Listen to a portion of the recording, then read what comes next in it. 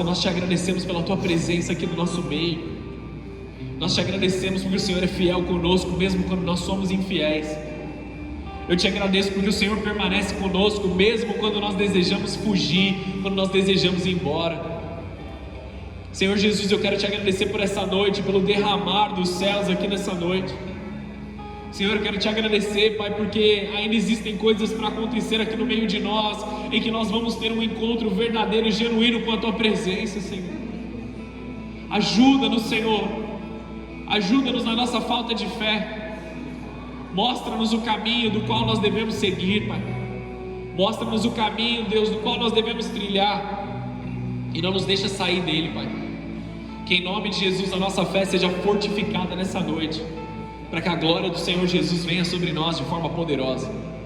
Em nome de Jesus, é isso que nós te pedimos e nós clamamos, Senhor. Em nome de Jesus, amém e amém. Você pode aplaudir ao Senhor nesse momento? Glória a Deus, amém? Hoje era dia da pastora pregar, mas a gente fez uma troca. Então ela pregou na verdade na quarta-feira agora, na partilha de mulheres também que teve. E aí eu prego hoje e depois a pastora vem pregar outro dia. Amém? A gente fez uma pequena troca aí, porque eu tive que trabalhar ao longo da semana, as coisas mudaram, mas Deus é bom, amém? Em nome de Jesus. Então abra sua Bíblia comigo, Lucas capítulo 9, versículo 28. Vai abrindo aí a sua Bíblia. O tema da mensagem de hoje pode soar um pouco estranho para você, até porque nós vamos falar do Monte da Transfiguração, mas o tema da palavra de hoje é: venham, vamos descer. Amém? É esquisito, mas você já vai entender onde a gente vai chegar aqui com aquilo que o Senhor tem para nós. Venham, vamos descer. Esse é um convite de Jesus para nós. Amém? Não tem nada de errado aqui não, tá? Cuidado aí, escuta a palavra inteira antes de você julgar. Vamos descer, sou esquisito quando a gente não entende. Mas em Lucas capítulo 9, versículo 28, ele diz o seguinte: cerca de 8 dias depois, Jesus levou consigo Pedro, João e Tiago, 3 homens, amém? 3 homens específicos. Ele os levou a um monte para orar. Enquanto ele orava, a aparência do seu rosto foi transformada, e as suas roupas se tornaram brancas e resplandecentes. De repente, Moisés e Elias apareceram e começaram a falar com Jesus. Tinham um aspecto glorioso e falavam sobre a partida de Jesus, que estava para se cumprir em Jerusalém. Pedro e os outros lutavam contra o sono, mas acabaram despertando e viram a glória de Deus e dos 2 homens que estavam com ele. Quando Moisés e Elias iam se retirando, Pedro, sem saber o que dizia, olha o que a Bíblia diz aqui, Pedro ele estava sem saber o que ele estava falando, sem saber o que dizia, falou: mestre, é maravilhoso estarmos aqui, vamos fazer 3 tendas. Uma será sua, uma de Moisés e outra de Elias. Enquanto ele ainda falava, uma nuvem surgiu e os envolveu, enchendo-os de medo. Amados, imagina isso aqui. Imagina essa situação.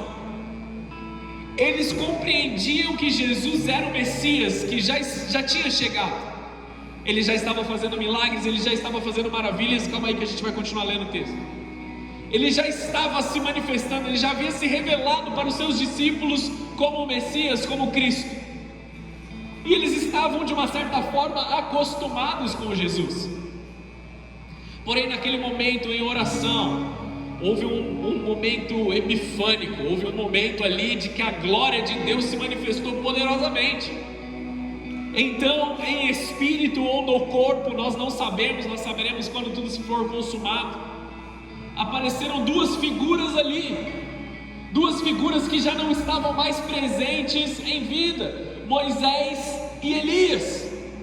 Moisés e Elias estavam ali e eles não eram da mesma época. Moisés veio muito tempo atrás, Elias muito tempo atrás, mas um pouquinho menos, e Jesus em uma outra época completamente diferente. Houve uma transfiguração de glória, em que dois homens que não estavam mais vivos, não estavam mais em carne, mas estavam na glória com o Senhor, apareceram ali. Existe um motivo muito específico para eles aparecerem, eu já te explico isso. Jesus com o seu rosto transfigurado, então nós podemos aqui olhar até Ele com a glória já futura, com a glória que Ele se manifesta na sua ressurreição. As roupas de Jesus brancas como a neve, resplandecentes, havia uma glória sobre a sua vida, então Ele estava resplandecendo glória. Eu fico imaginando no lugar de Pedro, eu provavelmente não teria boas palavras e inteligentes para dizer naquela hora. Ele olha para tudo aquilo acontecendo e fala: Jesus, vamos ficar aqui, cara, esse lugar é maravilhoso, vamos fazer tenda e vamos morar aqui para sempre. Eu queria isso, amém? Se eu perguntar para vocês, tenho certeza que vocês vão dizer que também. Aquela glória é maravilhosa. Só que a Bíblia diz que Pedro não sabia o que ele estava dizendo. Então tem alguma coisa que a gente não entende aqui, amado. Tem alguma coisa que a nossa natureza carnal, ela é falha de compreender. E a Bíblia diz que enquanto Pedro falava, houve uma nuvem de glória que os envolveu, e uma voz veio dos céus. Imagina você estar falando e você ser interrompido pela própria voz do Senhor. Aí você sabe que você falou alguma coisa errada, né, amados? A própria voz do Senhor. Enquanto ele ainda falava, uma nuvem surgiu e os envolveu, enchendo-os de medo, de um santo temor. Então uma voz que vinha da nuvem disse: este é o meu filho, o meu escolhido, ouçam-no. Prestem atenção no que ele tem para os dizer. Quando a voz silenciou, só Jesus estava ali naquela ocasião. Os discípulos não contaram a ninguém o que havia visto. Na outra versão, em Mateus, diz que no momento que a voz soou dos céus, eles se prostraram com o rosto em terra, e Jesus os orienta: não digam nada até que seja o momento certo. Não digam o que vocês viram. E aqui, amados, algo maravilhoso e algo poderoso aconteceu. Deixa eu costurar essa mensagem aqui para você entender tudo, e a gente já volta nesse momento. Quero te dar uma introdução. Essa experiência da transfiguração foi um dos momentos mais extraordinários do ministério terreno de Jesus. Uma das coisas que mais chamaram a atenção. Pedro, Tiago e João viram algo que ninguém jamais tinha visto. Não é registrado na palavra de Deus que nenhum outro homem, senão esses três, viram algo tão maravilhoso e tão sobrenatural. Porque muitos deles, principalmente os fariseus ali, os saduceus, eles estavam em constante discussão quanto à ressurreição dos mortos. Isso era um conceito que para eles era uma verdade. Então havia uma discussão entre eles ali. O povo aguardava sim uma certa ressurreição dos mortos, só que eles não tinham esse entendimento, como Jesus trouxe um entendimento mais completo. E eles sabiam que haveria um momento, tanto que em Malaquias, o texto que eu preguei no domingo anterior, falando sobre a vinda de João Batista, ou a vinda daquele que viria no poder de Elias. Então eles estavam aguardando um outro Elias, não este exato, mas João Batista que veio no poder profético de Elias. Beleza? Estão entendendo até aqui? Não vou entrar em muitos detalhes para não confundir vocês e manter-me no foco. Esses três homens viram algo que ninguém viu: Jesus transfigurado, Moisés e Elias conversando com ele, e a glória de Deus se manifestando no topo da montanha. Nós subimos no monte com os homens aqui da igreja, e eu compartilhei algo muito rápido com eles lá. Outro dia eu estava fazendo as minhas aulas da faculdade, e eu tenho uma matéria na faculdade de teologia que se chama Fenomenologia da Religião. Na hora que eu vi a grade de estudos do semestre, eu falei assim: meu Deus, cara, que história é essa? Que matéria doida é essa? Homens tentando filosofar quanto às explicações do sobrenatural. Eu falei: meu Deus, Eu não quero uma explicação, eu quero viver, eu quero ver a glória de Deus, eu quero ver a sarça ardente, eu quero ver a presença de Deus se manifestando, amém? Afinal eu sou pentecostal, amém? Eu quero ver a glória de Deus, eu não quero filosofar sobre a glória de Deus. Mas eu entendo que o conhecimento ele é muito importante, eu tinha que fazer a matéria de todo jeito, amém? E eu fui seguindo. Em uma das aulas eu aprendi sobre Rudolf Otto. Ele escreve uma obra chamada O Sagrado, um homem tentando explicar aquilo que é sagrado, aquilo que é divino. E ele cria um conceito que se chama o luminoso. Luminoso vem do latim numen, ou seja, divindade, que significa totalmente outro, uma realidade santa, que ao mesmo tempo gera pavor, fascínio, temor e reverência. Estão entendendo isso? Ele nos fascina. O sobrenatural, aquilo que é sagrado, nos deixa fascinados e nos enche de um santo temor, a ponto de nós reconhecermos a nossa pequenez. Otto chama esse impacto no homem de mysterium tremendum, amém? Embora seja latim, você consegue entender o que eu estou dizendo. Mysterium pelo significado de mistério, que ele não pode ser compreendido, que ele não pode ser entendido pelas nossas mentes. E tremendum no seguinte sentido de temor, de reverência, de paralisia, mas também que nos atrai. Embora nos cause espanto, cause tremedeira nos nossos joelhos, ele ao mesmo tempo nos atrai. Vocês estão entendendo isso? Quando nós temos um encontro com Jesus, esse homem descreveu o encontro como um mistério tremendo. Alguma coisa que nós não conseguimos compreender com a nossa mente, não conseguimos alcançar com as nossas mãos, e o nosso coração se enche de uma admiração e de um pavor ao mesmo tempo. Nós estamos acostumados com um ou com o outro, ou nós estamos apavorados, ou nós estamos admirados. A gente não está acostumado que a mesma situação cause algo múltiplo ali sobre nós. E nós começamos a aprender, amados, sobre o impacto da glória de Deus nas nossas vidas. A Bíblia está cheia de experiências assim, quando homens e mulheres encontram o santo Deus, o Kadosh de Deus, a santidade, a sua glória. Eles foram marcados pelo temor e pela sua missão. E o propósito, amados, dessa mensagem aqui é mostrar que todo encontro com o luminoso, ou todo encontro com esse que Otto chama de o sagrado, ele gera uma comissão. Deus não apenas se revela, ele nos envia. Existe um motivo pelo qual Deus revela aquilo que ele revela sobre as nossas vidas. Abra a sua Bíblia comigo em Êxodo 3, versículo 3. É só a introdução aqui, eu já vou entrar na parte mais pentecostal, amém? Estou só explicando para a gente decolar voo aqui. Êxodo 3:3. E o texto diz assim, Moisés falando aqui, amém? Que coisa espantosa! Ele estava admirado. Que coisa espantosa, pensou ele, porque o fogo não consome o arbusto. Preciso ver isso de perto. Quando o Senhor viu Moisés se aproximar para observar melhor, Deus o chamou do meio do arbusto. Moisés, Moisés. Aqui estou, respondeu ele. Não se aproxime mais, o Senhor o advertiu. Tire as sandálias, pois você está pisando em terra santa. Antes que todo mundo tire o tênis aqui, amados, ele foi atraído a um lugar que não era natural. Ele foi atraído a um lugar sobrenatural.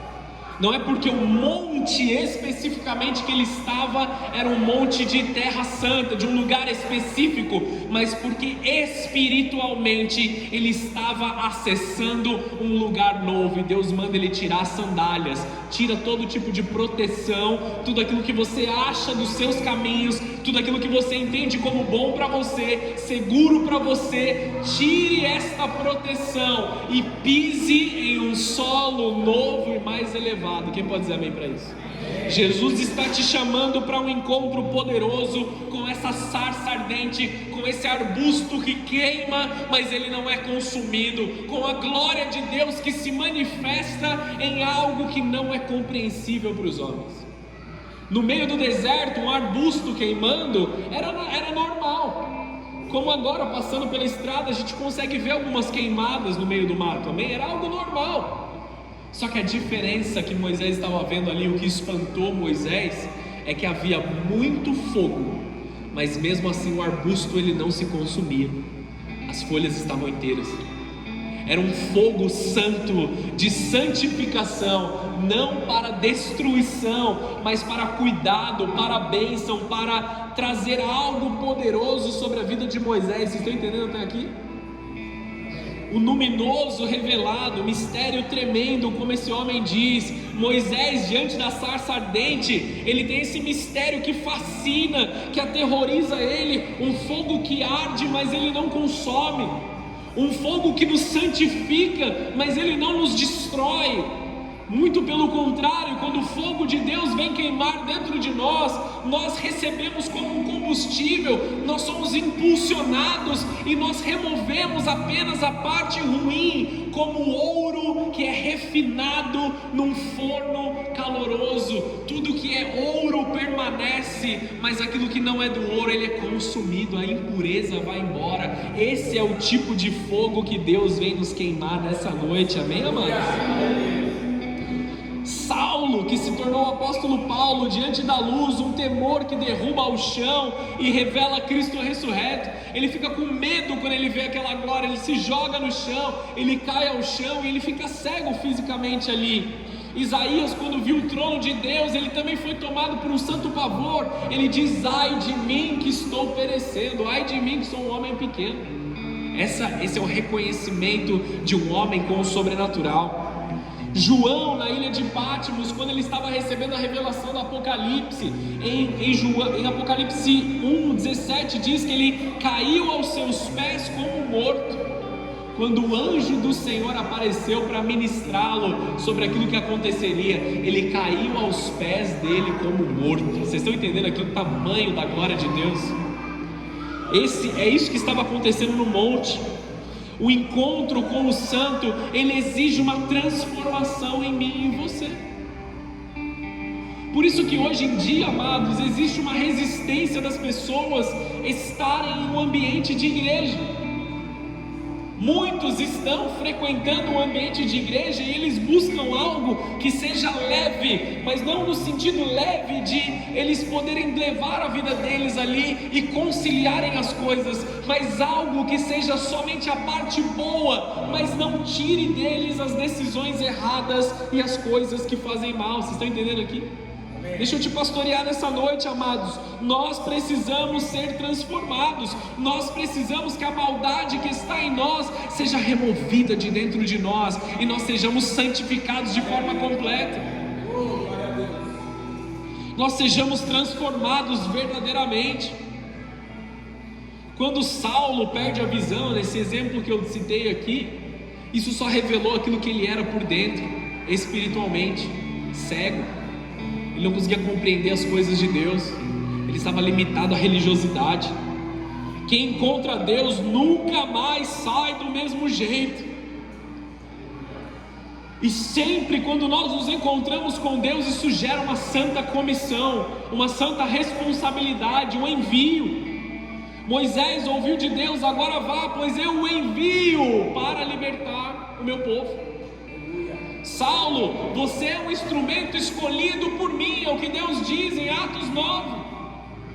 Isaías, ele responde ao clamor do Senhor: quem há de ir por nós, a quem enviarei? E Isaías diz: eis-me aqui, Senhor, envia-me a mim. Ele corresponde ao envio do Senhor. Quando nós estamos no monte, amados, Deus nos envia. Amém? Vocês estão aqui comigo? Continuam comigo. O encontro, ele não é um espetáculo, aqui é onde eu quero começar a pregar com vocês, mas um comissionamento. O encontro não é algo para nós consumirmos, mas é algo que consome o nosso coração de uma santa paixão por algo mais importante. Deus não chama para impressionar, Ele nos chama para enviar. O encontro nos incendeia para incendiar os outros. O fogo da sarça tocou Moisés e ele levou esse fogo para libertar Israel. A luz de Cristo tocou Saulo e ele levou essa luz aos gentios, aqueles que não tinham acesso à palavra de Deus. O fogo nos leva a viver algo novo, a viver algo mais intenso. Ele consome a maldade dentro de nós e se torna combustível para aqueles que estão se perdendo. Você consegue entender isso, amados? Que esse mesmo fogo e que essa mesma paixão, o Kadosh de Deus, a glória do Santo de Israel, venha te inundar nessa noite, a ponto de você não permitir mais ser o mesmo. Deus quer nos transformar, amados. Deixa eu te pastorear nessa noite. Essa palavra talvez não seja fácil de ouvir, amém? Mas ela é extremamente necessária sobre as nossas vidas. Preciso te fazer uma pergunta. Nós já estamos no final de agosto, e esse foi um ano que nós pregamos intensamente sobre grandes encontros com Jesus, amém? Não é novidade para ninguém aqui, a não ser que você nos visita pela primeira vez, você ouvir isso. E minha pergunta é: você já teve um encontro real com Jesus? Eu sei que muitos aqui sim. Eu sei que alguns até compartilharam comigo os seus encontros, alguns o viram recentemente. Você tem se esforçado ter encontros com Jesus? Você tem feito aquilo que você tem que fazer para que Jesus se manifeste sobre a sua vida? Se você já teve, você precisa discernir qual a missão Deus me deu neste encontro.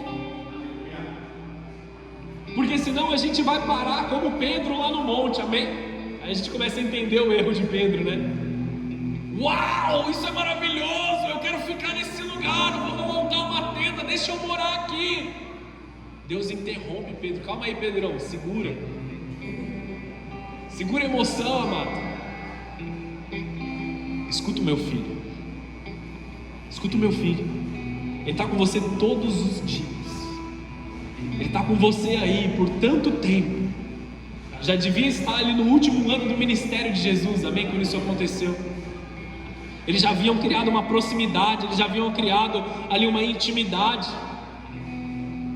Se você ainda não teve um encontro com Jesus, eu quero te exortar que nessa noite você peça ao Senhor: Senhor, revela o teu fogo que não consome, a tua luz que ilumina o meu caminho. Eu quero ter um encontro contigo. Diga isso para Jesus, mesmo enquanto eu estou pregando. Peça que Jesus abra os teus olhos, peça que Ele abra os teus ouvidos. Fala: Deus, eu quero ter um encontro contigo, eu quero ser mudado, eu quero ser transformado, eu não quero mais viver desse jeito.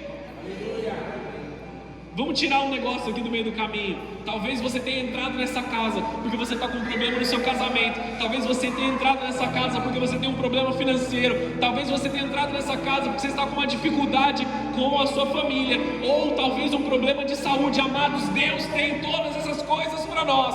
Deus tem a solução de tudo isso. Mas nós estamos falando de uma esfera mais elevada do que essa.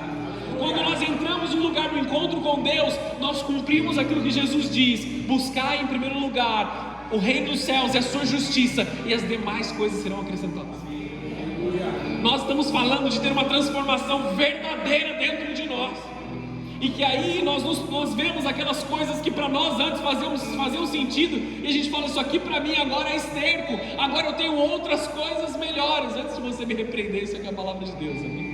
O próprio apóstolo Paulo, ele diz assim: agora essas coisas para mim são lixo, são esterco, elas não importam mais, porque eu vivo para a glória de Deus. Quem pode dizer amém para isso? Todo encontro com a glória de Deus, ela precisa ter uma resposta em nós, uma obediência. Algum eis-me aqui tem que sair nesse encontro, uma missão para quem o Senhor quer me enviar, uma transformação que o fogo do Senhor quer acender em nós. O monte é um lugar do extraordinário, como nós estamos falando. Enquanto ele orava, o rosto de Jesus se transfigurou, as coisas mudaram ali, as vestes brilharam de glória, e surge Moisés e Elias. Como você entendeu, eles não estavam ali a princípio, e eles não subiram no monte para encontrar esses homens. Eles não foram com essa intenção: eu vou para o monte porque Moisés mora ali. Não era isso, não era esse o foco. Eles foram ter um encontro com Deus ali, em oração, e conversando com Ele. E aí eles viram Moisés e Elias conversando com Jesus sobre a cruz, sobre a crucificação, sobre o sobrenatural que viria. Os discípulos, mesmo cansados, é o que o texto diz, sonolentos, eles despertam diante daquela visão extraordinária, Jesus glorificado, acompanhado de duas figuras centrais da história bíblica. Eles só tinham ouvido falar desses homens até então, e muito. A lei, eles chamavam de a lei de Moisés, não que fosse dele, mas Deus havia dado a Moisés para que desse continuidade, como um homem que fosse explicar as coisas. Elias foi conhecido pela escola de profetas que ele criou, milagres sobrenaturais, coisas que vieram ali de poderosas. Ele ungiu reis, ele ungiu homens de Deus, ele fez com que fogo descesse num altar molhado, amados, pela presença do Senhor Jesus. Um homem extremamente usado por Cristo. Moisés recebe a lei no Monte Sinai. Olha aqui o que está acontecendo. Ele foi no monte e ele foi falar com o Senhor. Elias, esse mesmo episódio que eu falei sobre o fogo descendo dos céus, isso foi no Monte Carmelo. Eles estavam no monte buscando ao Senhor. Agora os discípulos estão no monte da transfiguração, vendo Jesus glorificado. O monte é um símbolo de momentos únicos, altos e poderosos da fé, experiências extraordinárias. O extraordinário é o contrário daquilo que é comum. Enquanto orava, sua aparência muda e as suas roupas brilham. Jesus leva Pedro, Tiago e João, lembra que eu falei isso no monte para orar? Isso é muito específico, porque isso revela sobre uma intimidade que esses 3 homens tinham com Jesus acima do que os 12. Vocês estão entendendo essa parte aqui? Tinha muitas coisas que Jesus falava para as multidões, e aí você vê Jesus falando para as multidões em parábolas, em um momento para facilitar o entendimento deles, em outros momentos para selecionar sua audiência. Algumas coisas mais duras que Jesus dizia fazia com que as pessoas fossem embora, e aí os discípulos permaneciam. Ele dizia coisas para os seus discípulos. Dentro dos discípulos haviam alguns mais seletos, os 12, que Jesus havia escolhido ali em oração e chamado para ele e os ungiu como apóstolos. Nós conhecemos eles. E dentro dos 12 nós tínhamos 3 homens que viveram as experiências mais poderosas com Jesus. Os 3 homens que foram para o Monte da Transfiguração são os mesmos 3 homens que viram a filha de Lázaro ressuscitar. Havia algo de mais intenso na busca desses 3 homens com Jesus. Não é porque Jesus tinha eles como favoritos, é porque estes homens eram aqueles que eram mais ousados na sua busca ao Senhor, eram aqueles que eram mais dedicados a estar na presença do Senhor. Esses foram aqueles homens que marcam o primeiro martírio apostólico. Foi Tiago. O primeiro a morrer pela fé entre os apóstolos foi Tiago. O homem que deitou a cabeça no peito de Jesus na última ceia e perguntou: Senhor, serei eu que vou te trair? Foi João, podendo ser ele, amém? Eles não sabiam se era ou não, mas ele estava com a cabeça inclinada no peito de Jesus naquele momento. O homem extremamente ousado, que falava as coisas no momento errado, mas mesmo assim tinha uma fé poderosa, era Pedro, que ele disse: Senhor, eu não vou te trair, ainda que esses aí te abandonem, eu não vou te abandonar, mesmo ele tendo feito. Ele era ousado na sua fé, eles eram ousados na sua busca, eles se tornaram verdadeiros discípulos do Senhor Jesus. Vocês estão entendendo o que eu estou dizendo aqui, amados? Eles foram atrás de algo mais, e eu preciso dizer uma coisa: Jesus não tem favoritos. Jesus não tem favoritos. Por que você deveria dar glória a Deus para isso? Porque eu e vocês, se buscarmos, o encontraremos. Ele não faz acepção, ele não olha para um ou para outro. Esse aqui é mais legalzinho, esse aqui é mais escolhidinho, eu escolhi um ou outro aqui, ele é mais bonitinho. Não, se eu e vocês dobrarmos os nossos joelhos, levantarmos o nosso coração aos céus, ele se revela sobre nós, e as experiências que esses homens tiveram serão os nossos próximos dias. Aleluia. Existe uma fé um pouco mais para esse lado, enquanto eles estão dizendo aleluia. Brincadeira, mas nós todos podemos buscar ao Senhor. Você pode dizer glória a Deus por isso? Nós todos podemos viver as grandes revelações com o Senhor. Todos nós gostaríamos de estar no topo da montanha.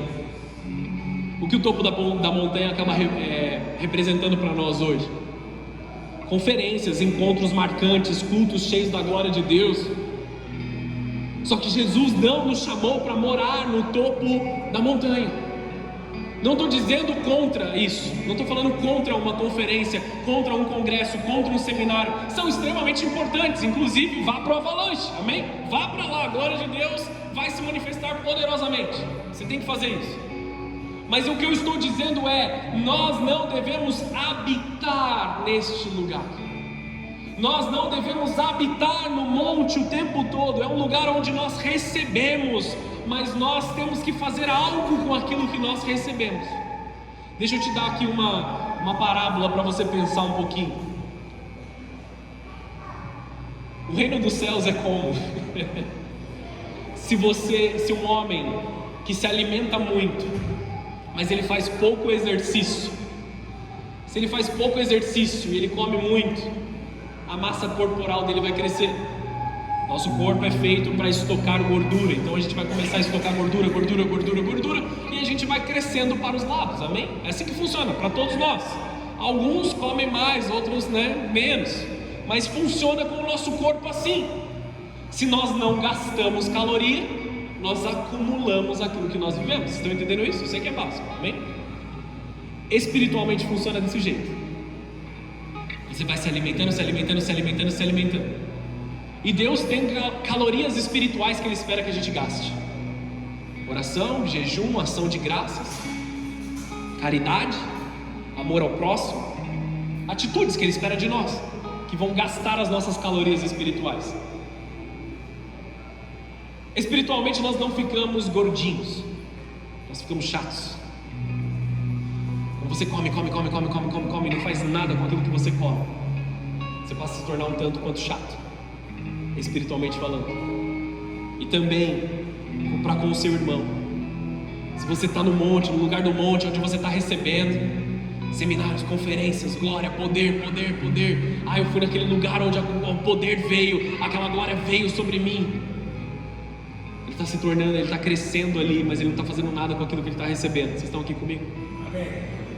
Ele não está fazendo nada com aquilo que ele está recebendo. E mais um ponto aqui sobre o extraordinário. O extraordinário é o que nós queremos. Nós servimos a um Deus sobrenatural. Nós vamos viver o extraordinário, isso é um fato.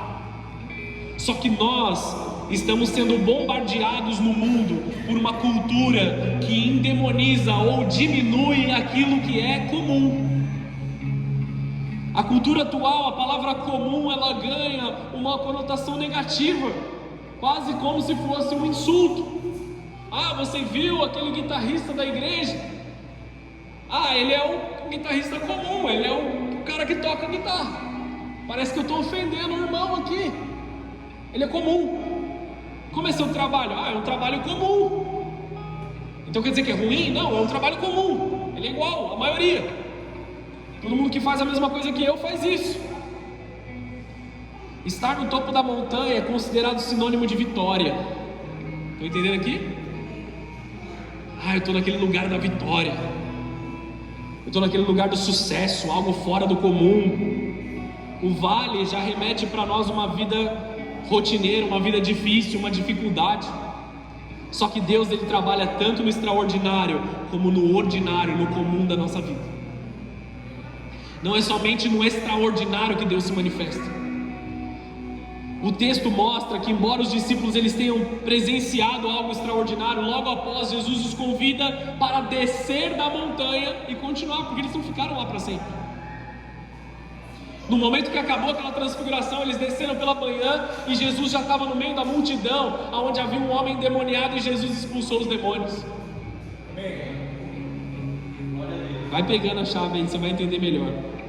Deus não nos chamou para vivermos permanentemente em experiências extraordinárias, mas para que essas experiências transformem a maneira onde nós vivemos o ordinário, onde nós vivemos o nosso casamento, a família, o trabalho, os relacionamentos. Qual era o tema que aqueles homens estavam discutindo no momento extraordinário? A cruz de Cristo. Moisés e Elias conversando com Jesus sobre a cruz. Moisés e Elias foram salvos pela cruz e pelo sacrifício vindouro. Para nós é o sacrifício que já aconteceu, amém, queridos? Amém. Eles estavam esperando o Messias salvá-los. O que acontece nesse lugar extraordinário? Qual que foi a pauta da reunião? A cruz de Cristo. Eles falam, Moisés e Elias, eles falam com Jesus sobre a morte dele em Jerusalém, sobre aquilo que nós achamos básico demais na fé, comum demais. Falar sobre a salvação, sobre a graça que nos salva, é pequeno, aqui é comum, todo lugar eles falam. Eu não vou nesse domingo na igreja porque eu já ouvi essa palavra. Eu não vou na quarta-feira ver o meu pastor pregar porque ele já se tornou comum para mim. Estão entendendo aqui, amados? Deixa eu te pastorear. Deixa eu procurar algo mais extraordinário. Deixa eu procurar um pastor mais da hora. Deixa eu procurar alguém que fala um pouquinho melhor, porque aquilo lá já se tornou comum. As cadeiras, eu já conheço elas, eu já vejo os defeitos ali, talvez um probleminha na pintura, talvez um negocinho que quebrou ali na igreja, eu já conheço como os meninos e as meninas tocam louvor, é comum. Eu preciso de algo extraordinário, eu preciso de algo que faça o meu córtex pré-frontal dar aquela chacoalhada, que mexa com a minha dopamina, que dê uma chacoalhada em mim. Eu amo eles lá, eu amo a minha igreja lá, mas eu preciso de algo mais. Calma aí, amados. Deus não nos colocou aqui nesse lugar para que nós recebamos mais de Deus. Isso mostra que toda a história bíblica ela aponta para a cruz. Ela aponta para a simplicidade. O evangelho que nós vivemos é um evangelho de simplicidade, é um evangelho em que nós nos apegamos aos fundamentos apostólicos da palavra de Deus e nada mais, sem artifícios, sem coisas secundárias, sem um estudo ali absurdo para convencer as pessoas.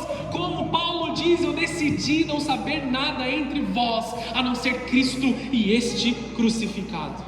Amém. Glória a Deus. No lugar da glória de Deus manifesta existe misericórdia e graça. Deixa eu abrir um parênteses na ministração que eu estou fazendo aqui para te explicar uma coisa. No extraordinário e no comum, esse deve ser o tema central de tudo que nós estamos vivendo. Do contrário, seria apenas uma encenação. Se nós não estamos vivendo a cruz de Cristo, é só uma encenação. E eu quero que vocês se lembrem aqui, Moisés, antes de morrer, ele recebeu uma sentença de Deus. Ele deu chilique, ele ficou bravo ali, ele não concordou com aquilo que Deus estava falando. Aí Deus disse para ele assim: Moisés, você é meu servo fiel e tudo mais, mas você não vai entrar na terra prometida. Você lembra disso? Amém. Imagina, amados, ele conduziu todo o povo para fora do Egito, 40 anos ouvindo eles falando, 40 anos aturando um povo que reclamava. No momento de pisar na terra prometida, Deus fala: calma aí, Moisés, você vacilou no meio do caminho. Em vida ele não pisou na terra prometida. Mas aonde Jesus estava com Pedro, Tiago e João? Ele estava dentro da terra prometida, que ela já havia sido tomada. Em vida ele não teve a experiência pelos erros que ele teve, mas a misericórdia de Deus superabundou sobre a vida de Moisés, e espiritualmente ele foi levado para Nova Jerusalém. Ele teve acesso sobre aquilo, amados. A misericórdia e graça de Jesus é o tema central sobre todas as coisas, e Jesus continua comprovando a sua fidelidade e o seu amor para com os seus servos. A gente podia olhar para a história de Moisés e falar assim: poxa, sacaneou, acabou com tudo, já era. Talvez para mim não tenha mais uma possibilidade, mas nós vemos na palavra de Deus que nos dá segurança de salvação, segurança de vida, segurança de continuidade, por mais falhos que nós sejamos, por mais errônea que seja a nossa vida. Deus, em sua misericórdia, trouxe ele para a terra prometida, para a vida eterna. O erro de Pedro foi querer morar no extraordinário, não foi? Mestre, é maravilhoso estarmos aqui, vamos fazer 3 tendas. Ele queria permanecer na experiência, transformá-la em um estilo de vida, quero que esse seja meu estilo de vida. Pedro sugere 3 tendas, uma para Jesus, Moisés, Elias. Só que qual foi o problema disso? Ele igualou os 3. Ele igualou Jesus, Moisés e Elias. Vamos fazer uma tendinha aqui para cada um, tal, todo mundo mora aqui. Ele errou nesse ponto. Deus interrompe e ele mostra que o centro de tudo é Jesus. Calma aí, Pedro. Você tem o meu filho todos os dias com você ali. E mesmo no momento da morte de Jesus, ele disse: eu não vos deixarei órfãos, eu trarei o Espírito sobre a tua vida. Se você não se lembra disso, escuta a palavra que eu preguei há 2 semanas atrás. Está no YouTube. A ele ouvi, a Jesus ouvi. Que tipo de ensino eu preciso? As experiências passadas, os moveres proféticos simbolizados em Elias, os milagres, as maravilhas, os sinais simbolizados todos no espírito de Elias ali se manifestam. Eu preciso da lei, da palavra, do ensino, de estar próximo. Essas 2 coisas são fundamentos, sim, são importantes, sim, mas o que você precisa é ouvir a voz de Jesus. Não conhecer toda a lei, conhecer todos os livros. Embora conhecer os livros precisa te levar para Jesus. Se te leva para algum lugar, você foi enganado.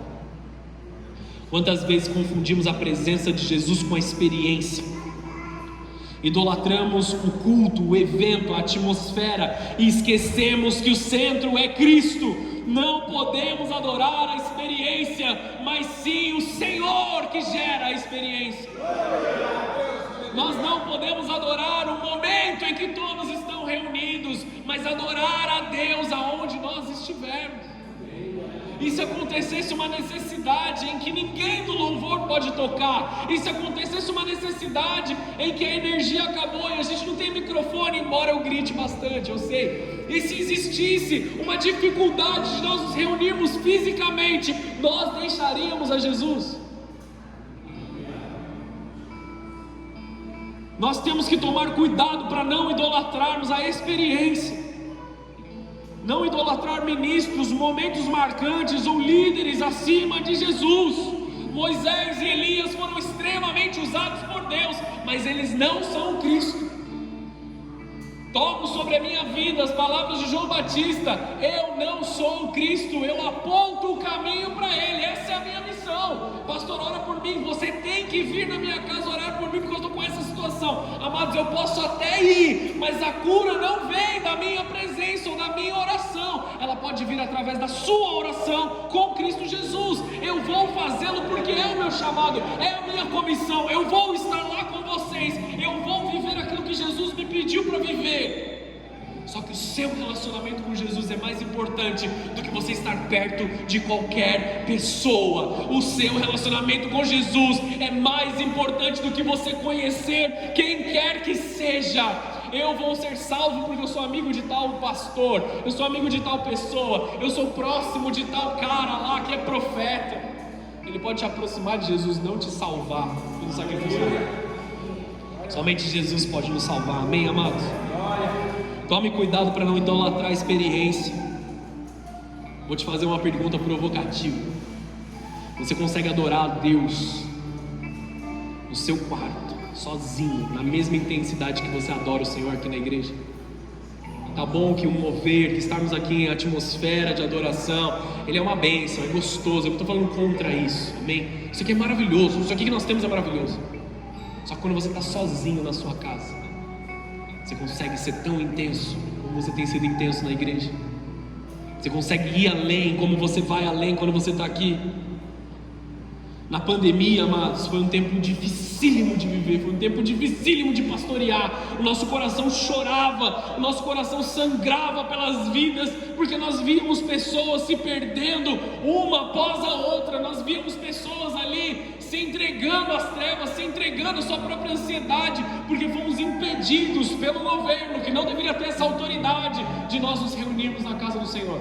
Está entendendo? Amém. Quantas e quantas pessoas eu não vi caindo, amados? Quantas e quantas pessoas eu não vi se afastando da presença de Deus? sem que nós pudéssemos abrir a igreja para apacentar essas vidas, sem que nós pudéssemos estar reunidos para pregar a palavra de Deus. Muitos se esfriaram, se perderam, porque eles estavam acostumados com a experiência falava mais do que o relacionamento particular. Continuam comigo? Amém. Muitas vezes nós confundimos a unção com adrenalina, ó, glória de Deus, com dopamina.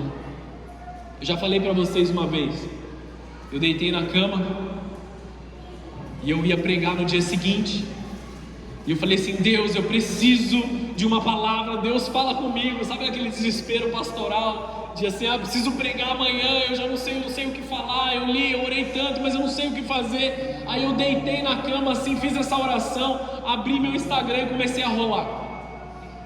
Eu me senti que nem Pedro, como se a voz dos céus viesse e falasse assim, eu estava morrendo de sono, como se a voz dos céus viesse e falasse para mim assim: você não vai encontrar a minha palavra aí, porque procuram entre os mortos aquele que vive. Eu pulei da cama com uma intensidade, amados, senti o peso do Senhor sobre a minha vida naquele momento, que me instruiu, amém? Como um pai, como ele deveria fazer, me deu uma bronca ali.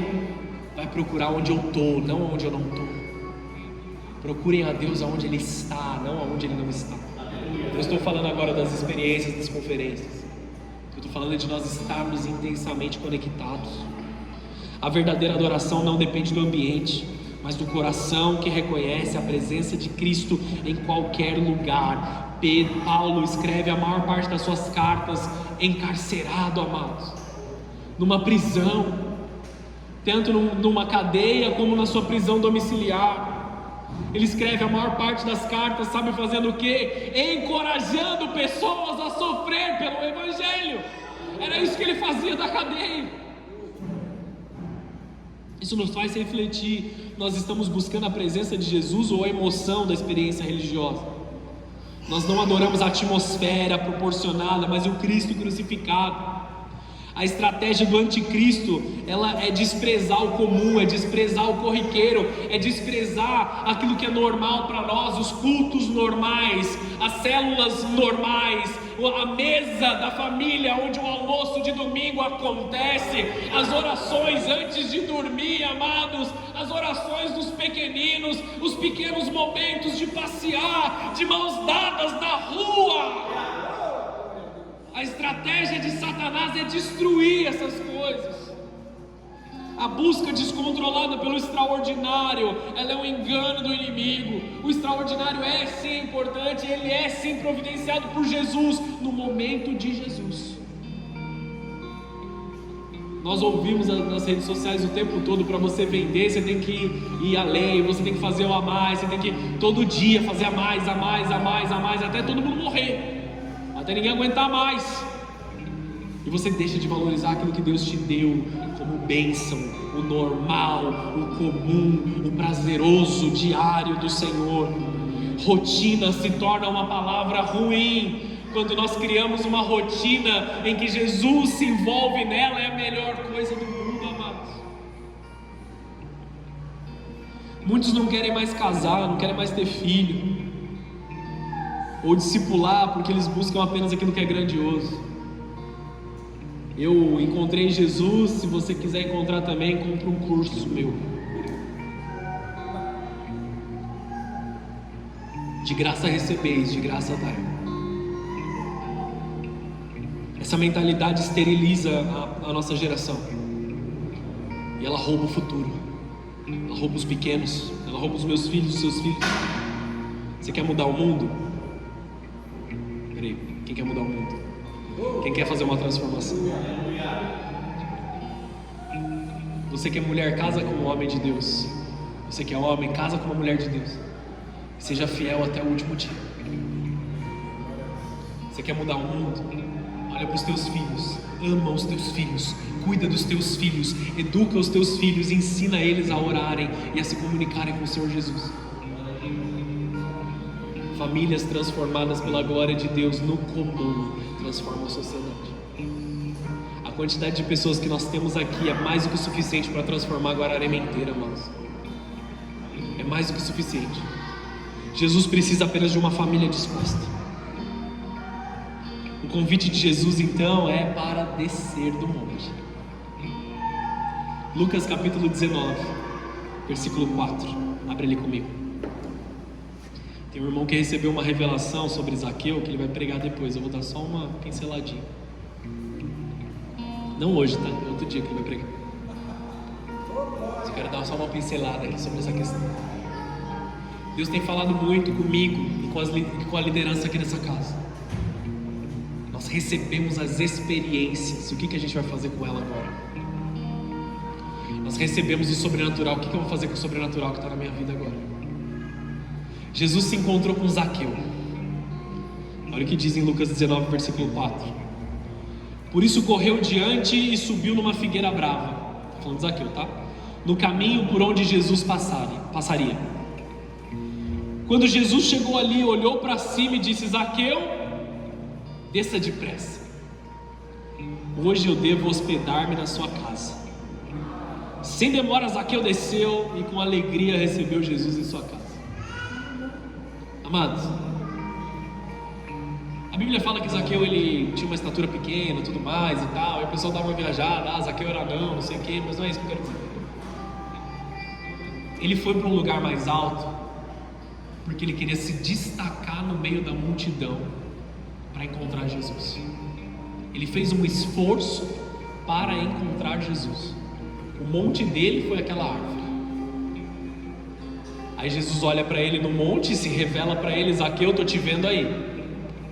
Desce agora, eu vou para tua casa. Zaqueu, você já estava no monte. Agora desce, vai para sua mesa que eu quero sentar com a tua família. Zaqueu, desce da árvore agora, desce do monte agora, que eu quero ir trabalhar junto com você. Desce do monte, eu quero te ajudar a educar seus filhos. É o que Jesus está dizendo. Você recebeu um impacto poderoso da glória de Deus. Agora desce do monte e vem para o comum, aonde todo mundo está. E eu quero te usar poderosamente, filho de Deus. A verdadeira adoração não depende do ambiente, mas do coração. Desce daí agora. O convite de Jesus é para descer da posição alta, do encontro extraordinário e viver a experiência transformadora, recebendo na sua casa. Ser crente na igreja é maravilhoso. O problema é que o argumento não se sustenta até a gente chegar lá. Às vezes no trânsito você já xingou o irmão que te fechou. Às vezes na segunda-feira você diz: acordei cansado, atrasado, e eu já esqueci que eu sou crente. Aí você atropelou metade do mundo na segunda-feira de manhã, no seu trabalho. O Jesus que é extraordinário quer habitar em seu local comum. Ele quer acessar sua casa, ele convida para o seu almoço, ele se convida para o seu almoço comum, ele se dispõe para a sua rotina comum. É aquele que bate na porta, e se você abrir e deixar ele entrar, ele ceará com você no particular e você com ele. Aleluia. Ele é aquele que está batendo a porta, dizendo: deixa eu entrar, deixa eu participar do comum, deixa eu participar do natural. Lucas 9:37, para eu chegar no fim daqui dessa mensagem. Lucas 9:37.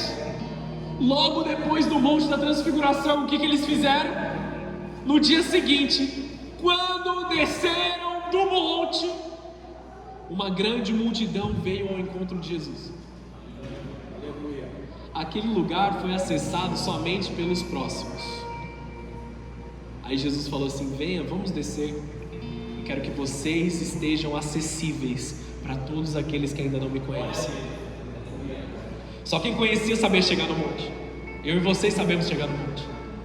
Só que agora vamos descer, para que a multidão possa acessar o mesmo extraordinário no meio daquilo que é comum para eles. Lá em cima ele estava com os íntimos, mas ao descer ele estava disponível para as multidões. O chamado de Jesus para a sua vida é descer do monte neste momento. Eles não permaneceram na montanha para sempre. Eles não permaneceram na transfiguração para sempre. Jesus diz: vamos descer, igreja. Vamos vir para o comum, vamos vir para o natural.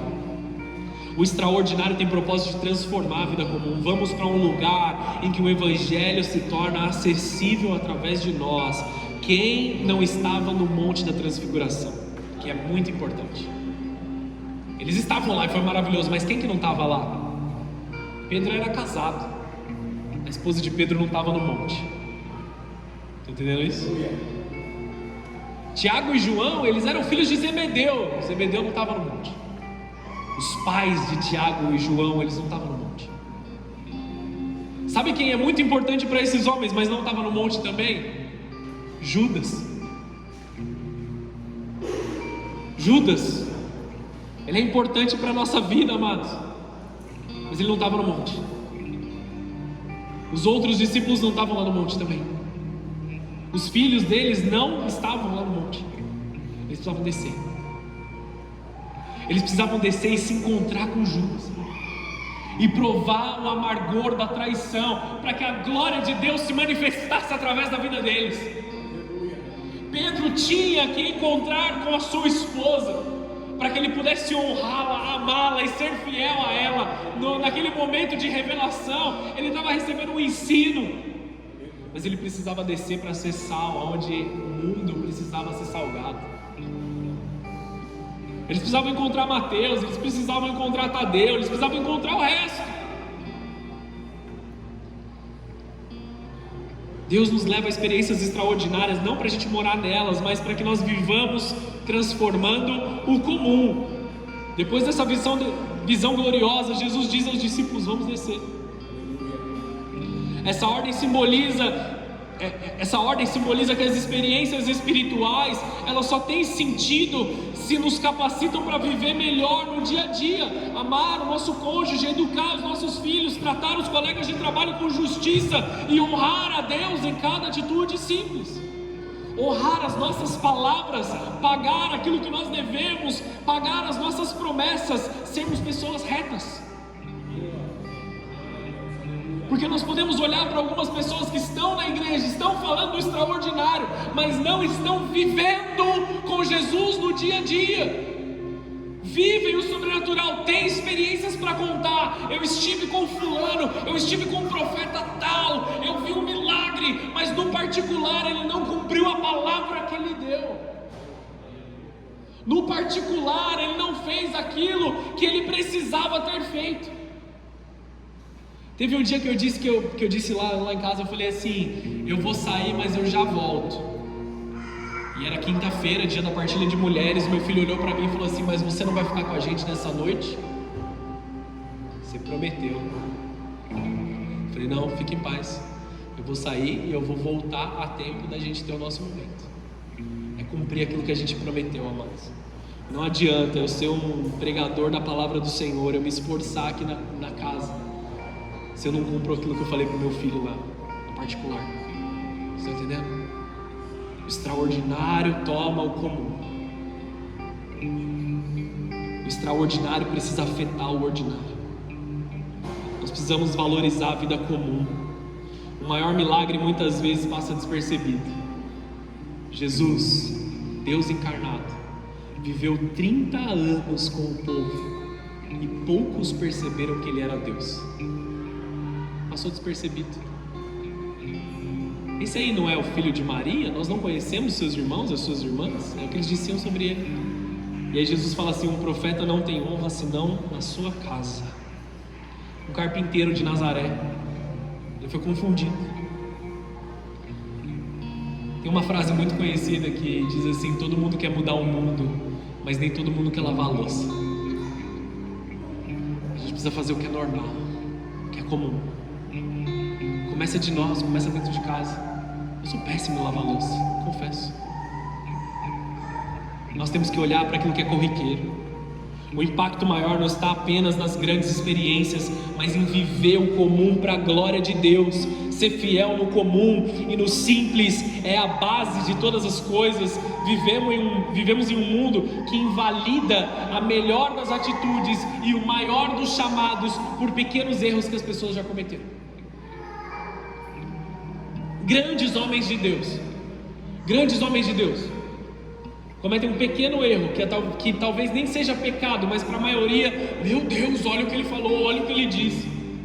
Já invalida totalmente o ministério, 40, 50, 60 anos de vida. Continuam comigo aqui? Amém. Vivemos em um mundo que cancela por pequenas atitudes. Ser fiel no comum e no simples é a base de todas as coisas. Marido, ame a sua esposa. Mulher, respeite o seu marido. Pais, criem seus filhos para o Senhor. Filhos, honrem os seus pais. Patrões e empregados, tratem-se como irmãos em Cristo. A verdadeira espiritualidade se prova em como nós tratamos o nosso cônjuge, os filhos, os colegas de trabalho, a família. Quem é solteiro aqui, levanta a mão. Faz um tempo que eu não faço isso. Levanta a mão aí no fundo. Levanta a mão vocês dois aí, por favor. Tá solteiro ainda? Só tem 2 estados civis: casado e solteiro. Bem, amados? Você entendeu o recado, igreja? Você quer conhecer a pessoa certa para você casar? Dica de ouro aqui, hein, amados? Meu pai me falou isso. Dica de ouro. Quer conhecer a pessoa certa para você casar? Não observe como a pessoa te trata durante o jantar, mas como ela trata o garçom. Amém? Como normal. Aquele que veio em posição de servir. Aquele que veio em posição de estar trabalhando ali. Eu não tenho nenhuma responsabilidade com o garçom, então eu vou tratar ele de qualquer jeito.